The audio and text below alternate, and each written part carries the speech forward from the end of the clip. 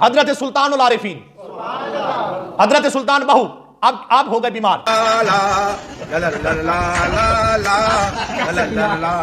جب ہوئے نا بیمار تو ایک ہندو حکیم تھا، ہندو جو بتوں کی پوجا کیا کرتا تھا، تو اس کے پاس گئے آپ کے مریدین، جا کر کہنے لگے We are different people.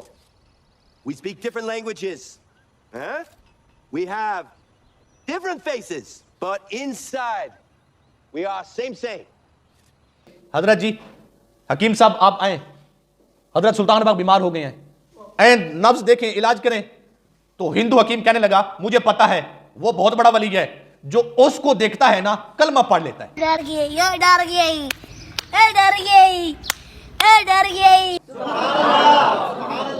میں نہیں جاتا، جو اس کو دیکھتا ہے وہ کلمہ پڑھ لیتا ہے، میں نہیں جاتا. تو رہن دو پھر. ٹھیک ہو گیا، وہ چلے گئے اپنے مرشد کے پاس. فرمایا ہاں آیا کہ نہیں آیا؟ نہیں. تو مریدوں نے کہا حضرت وہ نہیں آتا. کہتے کیا کہتا ہے کہ یہ بات ہے. کیا اس سے کہتے ہیں وہ آ جائے، آنکھیں بند کر کے میری نبض چیک کر لے. ایسے کیسے چلے گا؟ آ جائے، میں بیمار ہوں، میری نبض چیک کر لے. مرید گئے، کہتے ہیں مرشد کہتے ہیں، توجہ ہے، ایک مرتبہ بولتے ہیں پیار سے سبحان اللہ، سبحان اللہ. کہتے ہیں آپ جائیں، اس سے یہ کہیں. جب مرید گئے انہوں نے کہا بھی آپ ایسا کریں، ادھر سے چلے ہمارے ساتھ. جب ان کے پاس پہنچنا آنکھیں بند کر لینا، ہم پکڑ کے لے جائیں گے. آنکھیں بند کر کے نبض چیک کرنا، پھر جو علاج ہے، جو بیماری ہے وہ بھی بتا دینا، جو پوڑی جو انجیکشن لگانا ہے وہ بھی لگا دینا. میں تمہارے باپ کا نوکر نہیں ہوں. انہوں نے کہا میں نہیں جاتا. اس نے کہا کیا ہوا؟ وہ کہنے لگا، وہ ہستی گئے جو ان کو دیکھے وہ بھی کلمہ پڑھتا ہے، جس کو وہ دیکھے وہ بھی کلمہ پڑھ لیتے گئے. ایڈی بڑی بونگی ماری ہے. توجہ ہے، کہتے ہیں میں نہیں جاتا. اب مرید آ گئے واپس، تو آپ فرمانے لگے ہاں جی کیا ہوا؟ تو کہنے لگے مرید بابا جی بابا جی حضرت جی یہ معاملہ ہے. فرمایا اچھا یہ معاملہ ہے، جاؤ بات کر کے کیسے مسئلہ حل ہوتا ہے. وہ گئے، انہوں نے کہا یار تو نہیں آتا، ہم نے تمہیں یہ کہا کہ تو آنکھیں بند کر گیا، تو نہیں آیا، یا ایسے آ جا تو نہیں. اب کیا کرتا ہے تو علاج کرنا ہے؟ نہیں. گجب بےعزتی ہے. نہیں کرنا ہے. اس نے کہا ایسا کرتے ہیں، میں بڑا حکیم ہوں، اور جو ان کی قمیض ہے نا، اب اگلی بات بڑی عظیم ہے لیکن ڈھیلی سبحان اللہ میں کیسے پڑھوں گا یار. ویل ڈن، تالیاں ہونی چاہیے یار ہمارے لیے. جو قمیض انہوں نے پہنی ہے نا ان سے لے کے میرے پاس آ جائیں. اب یہ گئے ان کے پاس، انہوں نے قمیض اتار کے دی. جب آپ کے مریدین جانے لگے تو مایوس ہو کے جانے لگے، تو آپ نے پیچھے سے آواز دی ٹینشن نہیں لینے کا اپو نے نا. فرمایا مایوس ہو کے کیوں جاتے ہو، مایوس ہو کے کیوں جاتے ہو، مایوس ہو کے کیوں جاتے ہو؟ یہی پریشانی ہے نا. وہ آ جاتا کلمہ پڑھ جاتا، وہ آ جاتا کلمہ پڑھ جاتا، وہ آ جاتا کلمہ پڑھ جاتا. ابے جلدی بول، کل صبح پنویل نکل. مایوس ہو کے نہ جاؤ، بات سن کے جاؤ. مرید رک گئے، کہہ رہے ہیں یہ قمیض لے کے جا رہے ہو نا؟ فرمایا ہم نہیں گئے نا، وہ بھی نہیں آیا، لیکن قمیض لے کے جا رہے ہو، جو ہم کام کرتے گئے ہماری قمیض بھی وہی کام کرتی گئے. سلطان العارفین، ان کی قمیض گئی.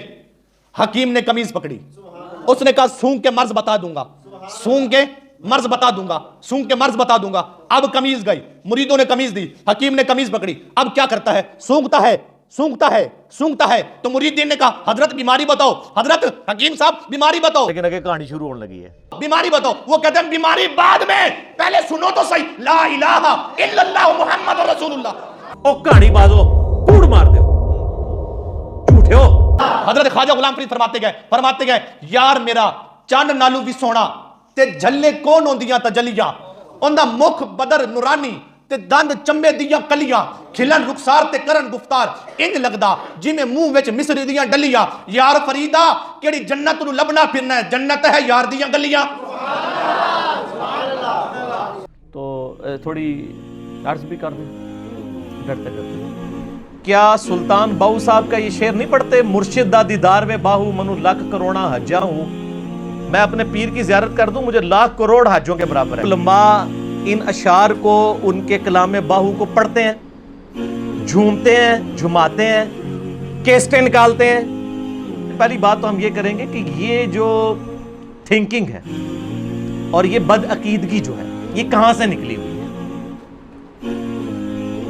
ان سارے بزرگوں کے بارے میں آپ بڑے پازیٹیو ہیں، ہم تو ان بزرگوں کو آن ہی نہیں کرتے نا, ہم تو کہتے ہیں پتہ نہیں ان کی کتابیں ہیں یا نہیں ہیں, ان کے شعر ہیں یا نہیں ہیں. وہ اللہ کے پاس جا چکے, اللہ کو پتہ ہے وہ کدھر ہے. ٹھیک ہے جی, اگر اچھے مال کیے تو اللہ کی جنتوں میں ہوں گے, برے کیے ہوئے تو اللہ تعالیٰ ان کے ساتھ معاملہ کرنے والا ہے, ہمیں تو کوئی لینا دینا نہیں ان کے ساتھ. تو سب سے پہلے تو علماء جو ہے نا وہ اپنے بزرگ بابوں سے, پرنٹنگ پریس والوں سے, بڑے بڑے مفتیوں سے توبہ کرائیں اور آندہ سے کہ کلام باؤ نہ پڑھیں. ہم تو کہتے ہیں کلام باؤ میں تو شرک اتنا زیادہ ہے, وہ تو کہتے ہیں سن فریاد پیران دیا پیرا, میری فریاد سنی کن دھر کے ہو, بیڑا میرا وچ کپڑا دے جتے مچ بھی نہ بیندے ڈرتے. وہ شیخ عبدالقادر جیلانی کہتے ہیں کہ پیروں کے پیر تو میری فریاد کو پہنچ. اور قرآن کیا کہہ رہا ہے, ایاک نعبد و ایاک نستعین. تو ان کے جو بزرگوں نے یہ ساری چیزیں لکھی, اگر نہیں لکھی ہیں ان کے بقول نہیں میرے بقول, ان کے بقول تو یہ لکھی ہیں, تو یہ کریں دفاع. آپ سیف الملوک اٹھا لیں, بڑے اچھے اشعار ہیں, میں نے کئی بار کوٹ کیے ہیں. یہاں پہ سیف الملوک کے کئی اشعار میں نے کوٹ کیے.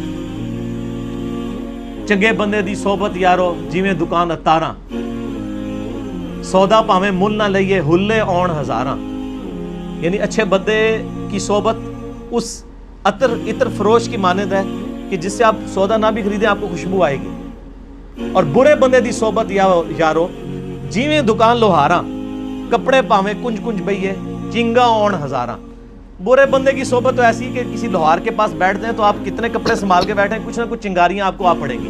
اور یہ بخاری کی حدیث بھی ہے کہ برے بندے کی صحبت جو ہے وہ کس کی مانند ہے, لوہار کی مانند, اور اچھے بندے کی عطر فروش کی مانند. اس حدیث کی ٹرانسلیشن کی ہے میاں محمد بخش صاحب نے, لیکن اسی سیف الملوک میں کفریات اور گستاخانہ اشعار موجود ہیں جو خود مفتی احمد یار خان نعیمی صاحب کے جو بیٹے تھے نا اقتدار نعیمی صاحب, ان کا فتاوی نعیمیہ چھپا ہے, انہوں نے خود کفر کے فتوے لگائے ان شعروں کے اوپر.